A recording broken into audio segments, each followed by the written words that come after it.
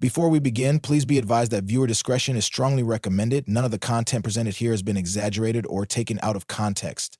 This is a summary of the exact statements made by the prosecution team, defense team, and Capricorn Clark on May 27th, 2025.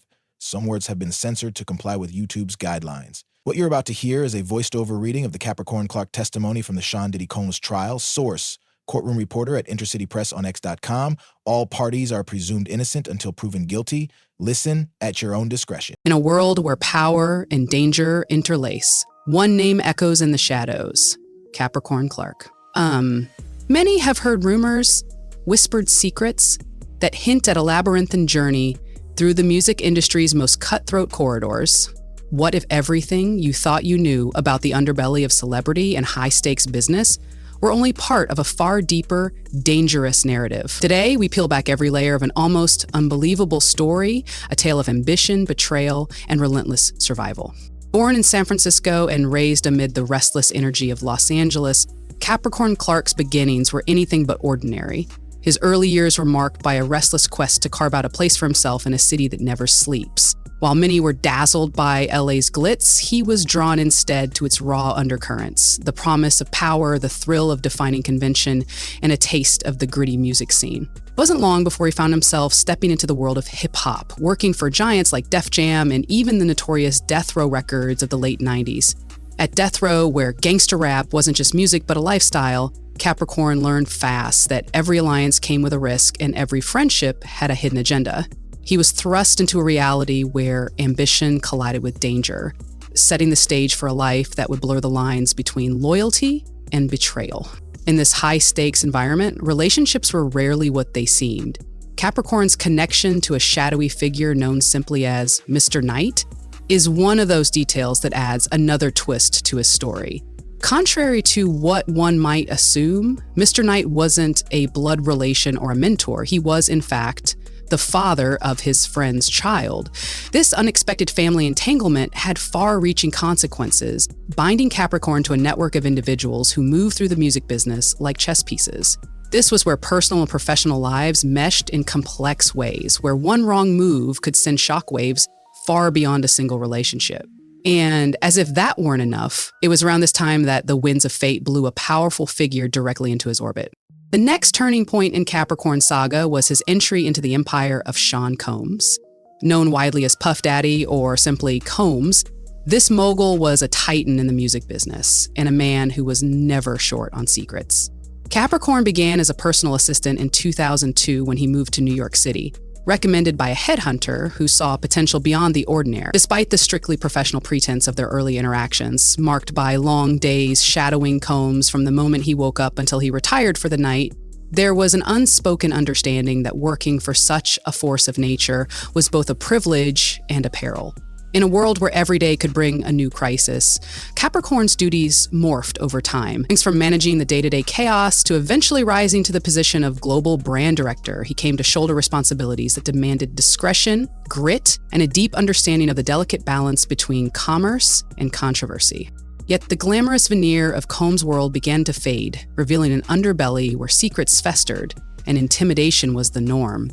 In one unforgettable episode, Capricorn found himself in a scenario straight out of a thriller, a compulsory lie detector test that felt more like a threat than a routine check.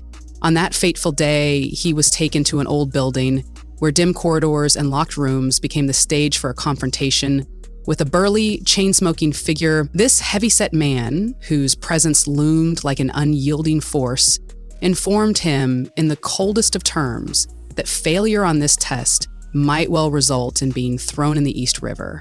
Although Capricorn tried to brush it off as an exaggerated warning, the gravity of the situation was unmistakable. His every word was measured, and every breath carried the weight of impending consequences. Even his closest aide, Uncle Polly, played an unsettling role. Oscillating between guardian and interrogator, he questioned him for hours in an austere and merciless setting. It was an ordeal that left him with scars beyond the physical, a deep-seated understanding that in Combs' empire, loyalty was guarded at all costs and any misstep would be punished brutally. As if the psychological toll wasn't enough, the financial and logistical intricacies of this world were just as daunting. In one particularly bizarre debacle, jewelry that had been entrusted to him on loan vanished under mysterious circumstances. In the chaos that followed, Capricorn recalls calling 1440 and demanding that everything be locked down, a command that was as much about saving face as it was about preventing a full-blown disaster. Meanwhile, Uncle Polly's relentless questioning for 3 grueling hours left him reeling. A stark reminder that in this business, every piece of property, every ounce of cash, and every personal belonging was part of a larger, shadowy transaction. With bulk cash moving in secret shipments from Europe, hotel stays under coded names like Frank Black and Frank White, replacing conventional reservations, and even bizarre items like bottles of baby oil and lube found alongside cameras, it became clear that nothing in this world was ever as it appeared. The stakes were astronomical, and every detail was coded in mystery and menace. But the true heart of this narrative lies in the torrid, explosive entanglements that peppered Capricorn's path, most notably his interactions with Cassie Ventura. Their relationship was a volatile cocktail of power, passion, and ruthlessness, an intricate dance that straddled the line between professional collaboration and personal devastation. In one vivid memory, during a night out that began in a surreal mix of glamour and grit, Mr. Combs himself was present at a hotel session that escalated into an almost cinematic sequence of events. What started as professional errands quickly degenerated into chaotic confrontations, with Cassie experiencing moments of heartbreak and physical assault just yards away from Capricorn. On one particularly gruesome evening, he would later recount that Mr. Combs, armed and aggressive, entered his apartment and unleashed a series of terrifying demands, questioning him in a manner that hinted at lethal consequences if things didn't proceed exactly as planned. In those moments, every word and gesture was laden with an urgency that underscored the utter unpredictability of life under Combs's rule. Despite the constant threat of violence and betrayal, Capricorn's drive never wavered. Even when faced with the risk of being permanently blacklisted, a fate that could leave him jobless and ostracized, he made the decision to return to work for Combs. The rationale was simple, yet brutally pragmatic. Leaving might send the wrong signal, suggesting that he had stolen or betrayed the trust placed in him. He continued to work long, exhausting hours from Combs's townhouse on 74th Street in Manhattan to nightly visits at Daddy's house studio, rarely enjoying more than 4 hours of sleep on any given day. His loyalty, however, came at a steep price. Multiple termination notices, a series of bizarre layoffs that included unsanctioned disappearances, and the outright ripping up of documents by Combs himself left him questioning whether he was a pawn in some larger, malevolent game. Yet, every setback only further fueled his determination to reclaim control over his destiny. There were moments when the boundary between personal and professional life blurred, moments so dangerous they might have come straight from a Hollywood script. One chilling memory stands out. On a dark December morning, just after midnight, he heard a frantic banging at his door. Peering through the peephole, he glimpsed a man, disheveled in a torn button-down sweater and clutching a gun, whose presence instantly shattered any semblance of security he had built up over years of survival. Realizing that the confrontation was more than just an isolated incident, Capricorn scrambled to contact Cassie via a burner phone, a desperate bid to alert someone to the rapidly deteriorating situation. The gravity of the moment hit him hard when Mr. Combs' voice, filled with cold authority, echoed back his actions, forcing him into a dangerous, unplanned road trip in a black Escalade. In the confined space of that vehicle, with Mr. Combs seated unnervingly close and an atmosphere charged with impending violence, every second felt like a countdown to an inevitable climax. In parallel to these harrowing experiences, Capricorn's day-to-day existence was marked by an almost surreal routine.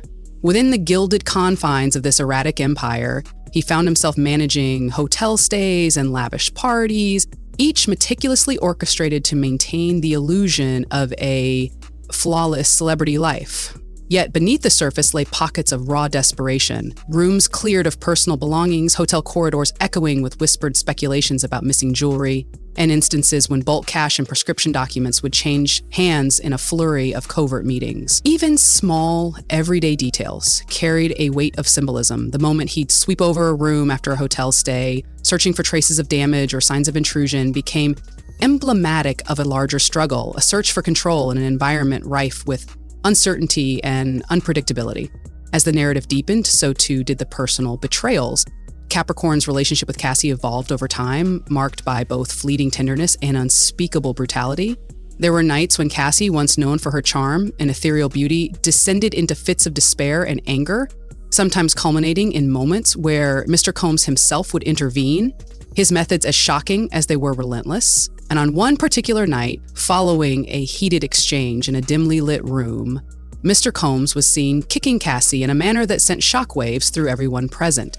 Standing just a few feet away, Capricorn could do nothing but witness the horror as Mr. Combs, his tone laced with cold menace, warned him of dire consequences if anyone dared intervene. It was a scene that encapsulated the brutal reality of this world. A life where personal safety was a precarious illusion, and every betrayal cut deeper than any legal sanction ever could. After days of relentless pressure, multiple lie detector tests, and a series of escalating threats, Capricorn found his world beginning to crumble. The fallout was swift and unforgiving. Termination notices, a stark loss of benefits, and a complete erasure of any sense of professional stability.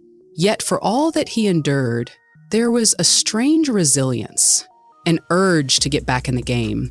Even when offered what seemed like a lifeline in a new role as global brand director, he couldn't escape the past that clung like a shadow. His work, filled with the constant stress of managing a high-risk, high-reward empire, transformed him into something more than just an employee. He became an unwilling emblem of the struggles faced by those trying to break through the glass ceilings of a notoriously cutthroat industry. In the midst of this relentless chaos, Capricorn's story took on an even greater dimension, a plunge into redemption and self-discovery.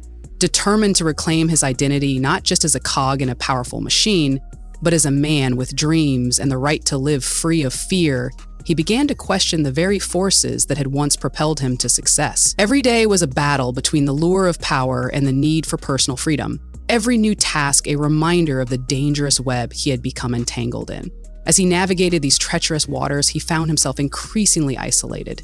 The constant demands of a man known for his volatility, combined with the ghost of haunting betrayals, pushed him to the brink of despair. Yet even as he was blacklisted and forced into precarious gig work, moving from one high-profile but unstable job to another, there remained a stubborn, burning desire to prove that he was not disposable, that in the chaotic world of celebrity and music moguls, he still had a voice, a story that deserved to be heard. The saga reaches its climax when the power plays and secret transactions collide with personal vendettas, a collision that leaves Capricorn questioning not only his own decisions, but the very nature of loyalty and trust in an industry where power is the only currency. His final reflections are as raw as they are unsettling. Was he a willing accomplice to the brand of terror that defined a legend, or was he ultimately a hapless pawn forced to navigate a labyrinth of betrayal with little regard for his own well-being? It is a question that lingers in the air, one that challenges every assumption about success, loyalty, and the high cost of survival in worlds where every alliance has a darker price. Even as the dust settles, the fallout from years of working for Sean Combs continues to echo in every decision he makes. Late-night phone calls on burner devices, coded text messages warning of impending violence, and clandestine encounters in hotels and private residences have all become part of a larger narrative. A narrative that is equal parts thrilling and terrifying. As Capricorn recalls the details, the encrypted conversations about bulk cash shipments from Europe, the midnight trips to secure luxury hotels with names designed to confuse and mislead, and the constant pressure to appear unbreakable in the face of personal violence. Each episode paints a picture of a man caught in a relentless cycle of power plays and personal betrayal. Even the interactions with influential figures like Harve Pierre, president of Bad Boy Records, serve as grim reminders that even the most prestigious names in the business were not immune to the undercurrents of mistrust and intimidation.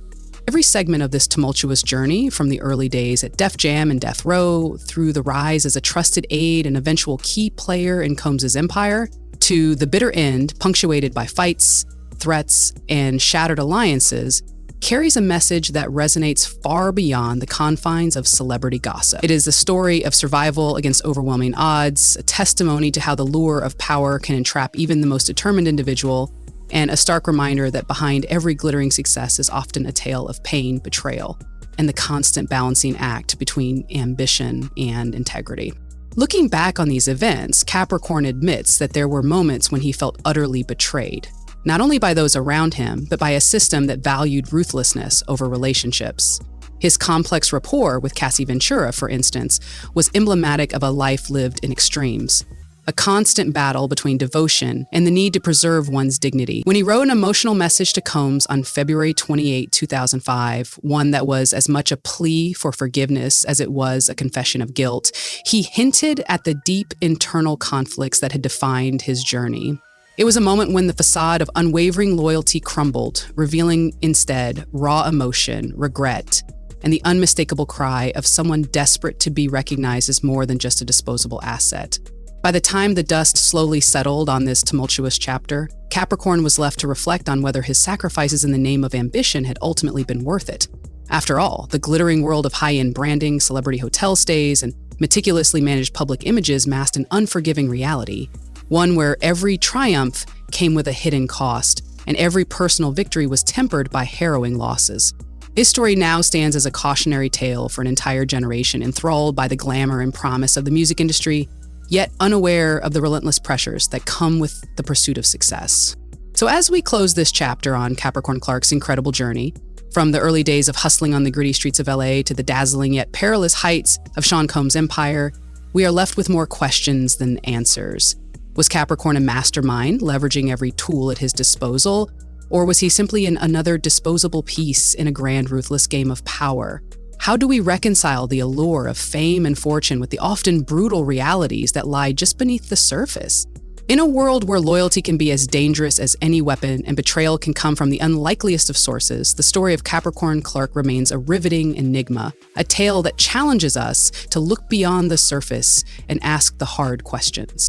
As you digest this sprawling narrative of ambition, violence, and redemption, consider the forces that shape success and failure in the high-stakes realm of celebrity and commerce. Think about the lengths one man was driven to maintain his identity amid a sea of duplicity, and reflect on the nature of power, how it can elevate as quickly as it can destroy. In the end, Capricorn's journey forces all of us to confront the uncomfortable truth that sometimes the biggest battles are fought not on the grand stages of fame, but in the quiet, raw spaces where personal integrity collides with the corrosive weight of expectation. What did it all mean for Capricorn? Was he a survivor clinging to the remnants of dignity in a world that ceaselessly demands conformity? Or was he an unwilling participant in an elaborate game where every move was dictated by bigger, unseen forces? As you mull over these questions, I invite you to share your thoughts. Did the prosecution or the defense get it right in this tangled saga? What do you believe was the true cost of sticking around, of trying to reclaim one's life amidst a whirlwind of betrayal and overbearing ambition? Perhaps the final takeaway is that every empire, no matter how glittering on the surface, is built on layers of hidden struggles. And Capricorn Clark's story is a testament to that bitter reality. A story of dreams tinged with danger, of loyalties tested by fire, and of a man who ultimately dared to decide that he was more than just a disposable asset. Thank you for joining me on this deep dive into one of the most volatile and intriguing tales in modern celebrity lore. If you believe there's a side of this story that still hasn't been told, if you have theories or insights that can reframe our understanding of Capricorn's experiences, I want to hear from you in the comments below. And remember, this is just the tip of the iceberg. There's always more lurking beneath the surface in the high-stakes world of fame and fortune. Stay curious, keep questioning, and I'll see you in the next video. Thank you for watching, enjoy the journey, and don't forget to like, subscribe, and share your thoughts below.